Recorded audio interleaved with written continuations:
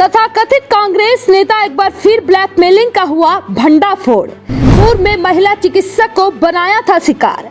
स्वस्थ पत्रकारिता करने वाले पत्रकारों को अफवाहों से बदनाम करने की नाकाम कोशिश करने वाला हुआ बेनकाब। नगर परिषद के अकाउंटेंट ने किया बड़ा खुलासा।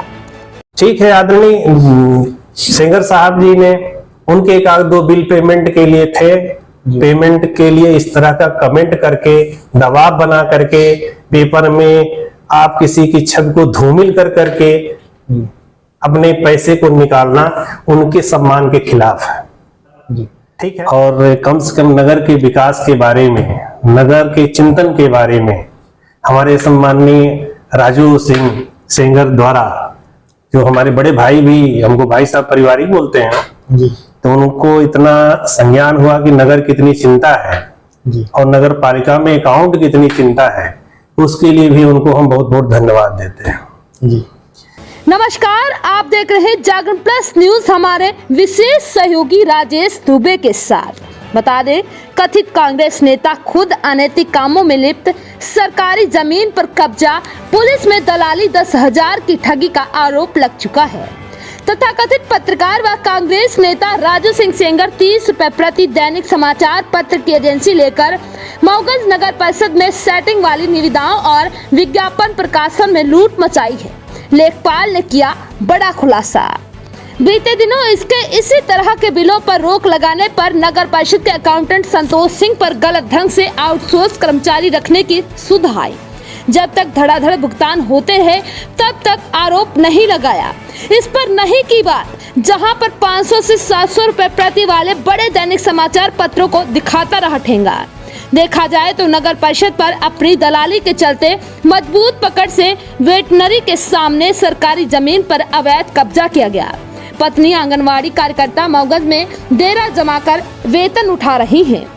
कई बार वरिष्ठ अधिकारियों के समक्ष मामला उठ चुका है तथा कथित कांग्रेस नेता राजू सिंह सेंगर, जिसने समाज व प्रशासनिक व्यवस्था में सुधार का बीड़ा उठा रखा है, लेकिन यह खुद अनैतिक कार्यों में लिप्त। राजनीतिक और समाज सेवा की बात करें तो विभागों में पकड़ ऐसी की सीसीटीवी में देखा जाए सुबह से शाम तक पुलिस, थाना और नगर परिषद होते हुए कलेक्टर तक दौड़ लगाते हुए भ्रष्ट अधिकारी और कर्मचारियों के साथ मिलकर प्रशासनिक व्यवस्था को दागदार कर रखा है। इसी के चलते महादेवन मंदिर मुद्दे पर हिंदुओं को बताया कि पुलिस की गाड़ी में बैठकर मदिरा पीकर धरना दे रहा है। विधायक को पाखंडी व कालनेमी की संज्ञा दी। शाहपुर पुलिस थाना में इसके खिलाफ अपराध दर्ज हुआ।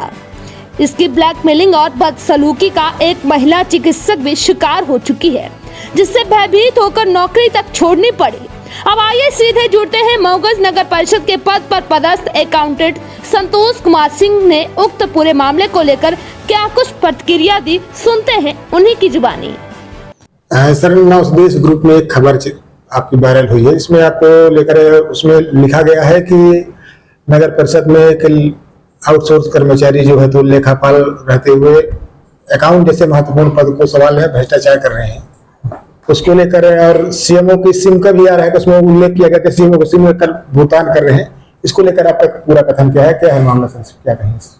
सर्वप्रथम त्रिपाठी जी आपका बहुत बहुत धन्यवाद कि कम से कम इस तरह का जब पेपर में निकला तो आप हमारे पास उपस्थित हुए। उसके लिए पेपर में निकालने वाले भी भाई साहब को और आपको भी बहुत बहुत सारा धन्यवाद। और कम से कम नगर के विकास के बारे में, नगर के चिंतन के बारे में हमारे सम्माननीय राजू सिंह सेंगर द्वारा, जो हमारे बड़े भाई भी हमको भाई साहब पारिवारिक बोलते हैं जी, तो उनको इतना संज्ञान हुआ कि नगर कितनी चिंता है जी, और नगर पालिका में अकाउंट कितनी चिंता है, उसके लिए भी उनको हम बहुत बहुत धन्यवाद देते हैं जी। पहली चीज, जहां तक आउटसोर्स का सवाल है जी, तो आपको विदित होगा कि चाहे वो कलेक्ट्रेट हो, चाहे तहसील हो, चाहे अनुविभागीय अधिकारी के यहाँ हो, चाहे जनपद के यहाँ हो, चाहे मध्य प्रदेश सरकार में हो, हर जगह आप देखेंगे कि आज के डेट में आउटसोर्स से ही संबंधित कर्मचारी काम कर रहे हैं। डेली बेस पर रखने का कोई भी कहीं प्रावधान नहीं है। और जहां तक हमारे समीम के बारे में इस तरह का कमेंट करना, किसी वरिष्ठ पत्रकार को, तो मुझे हंसी का पात्र आता है और मुझे हंसी भी आती है। वो मैं उसके ऊपर अपने पुत्र से, अपने परिवार से ज्यादा भी मैं उस पर अत्यंत विश्वास करता हूँ। आज वो मेरे साथ 24 माह लगातार वो काम कर रहा है आउटसोर्स के माध्यम से। उसको 12-14 हजार उसको पेमेंट मिलती है और संनिष्ठा से वो काम करता है और मैं आंख मूंद करके उसके ऊपर विश्वास करता हूँ। ठीक है, क्योंकि मैं अपने आईडी के जहां तक उपयोग है, जहां तक बैंक में राशि का वितरण करने का या किसी के संविदाकार में खाते में डालने का प्रश्न है, वहां पर मैं अपने मोबाइल को मैं इनको कभी भी नहीं देता हूँ। मैं स्वयं अपने मोबाइल से ओटीपी देता हूँ। इसी तरह से अध्यक्ष महोदय भी अपने आईडी का उपयोग जब उनके लेवल की बात आती है तो वो देते हैं। सीएमओ और हम ऑलरेडी चेकर और मेकर हैं, हमारे दोनों के सिग्नेचर से ही पैसा ट्रांसफर होता है और हम लोग अपनी नौकरी के लिए काफी चिंतित रहते हैं और एक जिम्मेदार पर्सन से हम जिम्मेदारी के रूप में कार्य कर रहे हैं। अभी 1.5 माह हम मऊगंज के सीएमओ भी थे। आप इस चीज में भी आपको वाकिफ होगा कि जितना मुझे बना हम उसमें काम किए। ऐसी स्थिति में नगर पालिका से जहां तक जब से हम कार्यकाल हम संभाले हैं तब से आप भी आ रहे हैं, न किसी पेपर वाले का, न किसी संविदाकार का, न किसी कर्मचारी का, न किसी अन्य जो भी संविदाकार आ रहे हो उनका कोई भी पेमेंट मेरे स्तर से कभी भी रोका नहीं जाता है। ठीक है, आदरणीय सिंगर साहब जी ने उनके 1-2 बिल पेमेंट के लिए थे, पेमेंट के लिए इस तरह का कमेंट करके दबाव बना करके पेपर में आप किसी की छवि को धूमिल कर करके अपने पैसे को निकालना उनके सम्मान के खिलाफ है। ठीक है, और जहां तक अध्यक्ष महोदय है, अध्यक्ष की आईडी का उपयोग होता है, मेरे आईडी का उपयोग होता है, सीएमओ के आईडी का होता है, ये सब पढ़े लिखे और विवेकशील आदमी हैं। यदि उस आउटसोर्स के ऊपर यदि डाउट है, लेकिन जहां तक मुझे ज्ञान है सब अपने अपने पास अपना मोबाइल और सब रखे रहते हैं, डिजिटल जब जरूरत होती है तो लगता है। लेकिन उनको यदि भ्रामक इस तरह का कोई खबर उनको मिली है तो मैं ये चाहता हूं कि सही सत्यता के साथ आप उस पे आप प्रकाश डालें और नगर में लेखा से संबंधित कभी भी इस तरह की कोई भी भ्रष्टाचार की संभावना नहीं है। और ये भी मैं धन्यवाद देना चाहता हूं सिंगर साहब जी को कि कम से कम पिछले घोटाले को उन्होंने यहाँ पे प्रकाश में डाला। तो मैं अपने वरिष्ठ अधिकारियों से भी कहना चाहता हूं कि यदि इस प्रकार यदि कोई ऐसा भ्रष्टाचार किया है तो संबंधित ऑपरेटर के विरुद्ध, संबंधित सीएमओ के विरुद्ध, संबंधित अध्यक्ष के विरुद्ध जो भी वैधानिक कार्रवाई हो सके उस पर तत्काल कार्रवाई करें, ताकि एक ऐसी संस्था जो जिले की नगर परिषद संस्था जो सभी का ध्यान रखती है, सुख दुख में खड़ी रहती है, उसको इस प्रकार से बदनाम न किया जाए। हम इन्हीं शब्दों के साथ आपको मैं बहुत बहुत धन्यवाद देना चाहता हूं। आपसे और लूंगा क्योंकि इस तरह खबर चली है जी तो ये दुराग्रह पूर्व जिसे आपने बोला कि बिल पेमेंट कुछ बिल बाकी है, क्या आप मानते हैं कि इसको रोकने के मतलब बिल नहीं हुआ इसके लिए खबर चलाई गई, बिल का पेमेंट नहीं हुआ उसकी?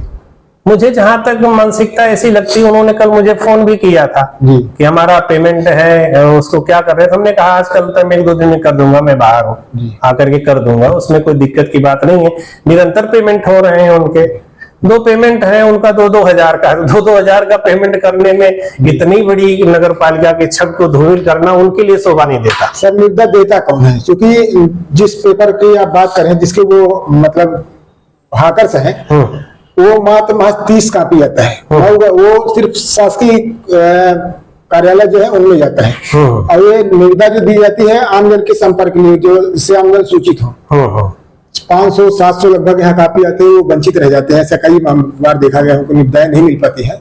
30 कॉपी वाले को निविदा मिल लेते, जवाबदार कौन है सर इसका? इसमें देखिए हम तो इस संबंध में वरिष्ठ अधिकारियों को ही इस पर, चूंकि हम तो ऑलरेडी निविदा देते नहीं जी, हम तो निविदा में संबंधित शाखा प्रभारी द्वारा सीएमओ के अग्रेसित के बाद यदि उसमें सक्षम प्राधिकारी की सक्षम स्वीकृति है तो नियमानुसार बाउचर पास करा करके सिग्नेचर करने के बाद उनके जारी आदेश के पालन में हम भुगतान करते हैं। आदेश कैसे देते हैं, क्यों देते हैं, क्या देते हैं। हो सकता है कि उनको दबाव में लेकर के ऐसा विज्ञापन लेने की प्रक्रिया डली हो, पर हम इस संबंध में कुछ कमेंट नहीं कर सकते। ये तो आप सीओ साहब से भी आप यदि अपना इस तरह से लेंगे तो हमारे समझ से ज्यादा उचित होगा। हम छोटे कर्मचारी हैं और बड़े लोगों की बातों पर हम कमेंट करें, अध्यक्ष जी के कमेंट को हम करें, तो ये ऐसा शोभा नहीं देता। आप आए उसके लिए आपको बहुत बहुत धन्यवाद। और हम भी चूंकि दो जगह का प्रभार